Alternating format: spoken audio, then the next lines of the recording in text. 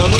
యువదల్ body అయితే ఉందో పటేల్ ప్రవీణ్ గారి ఆధ్వర్యం లోపల ఎన్నుకోబడి జరిగింది. ఈ ప్రెసిడెంట్ కానీ సెక్రటరీ కానీ గత కొన్ని సంవత్సరాల నుంచి యువదల్ ప్రెసిడెంట్ కానీ సెక్రటరీలో కానీ ఎన్నుకోవడంలో కీలక పాత్ర మా ప్రవీణ్ పటేల్ అన్న గారు పోషిస్తుంటే సమాజంలో కూడా ఎవరు ప్రెసిడెంట్ కావాలి, ఎవరు సెక్రటరీ కావాలి, ఎవరు క్యాషియర్ కావాలి, బాడీ అనేది ఎట్లా ఏర్పాటు కావాలి అనేది మాత్రం ప్రవీణ్ పటేల్ గారు ఏది అనుకుంటే అది ఖచ్చితంగా చేసి తీరేవారు. వాళ్ళకి పెద్దల సహకారం చాలా పెద్ద ఎత్తున ఉండేది. అంటే ఒక సమాజాన్ని కాదు, ఒక ఊరినే కాదు, అందరినీ కూడా ఒక మాటతోనే అందరినీ నచ్చజెప్పి ఏదన్నా ఎటువంటి సమస్య ఉన్నా అందరికీ దగ్గరికి తీసుకొని ఆయన ఎటువంటి దారి చూపిస్తున్నానంటే ఇటువంటి పని చేయడం చాలా బాధాకరం.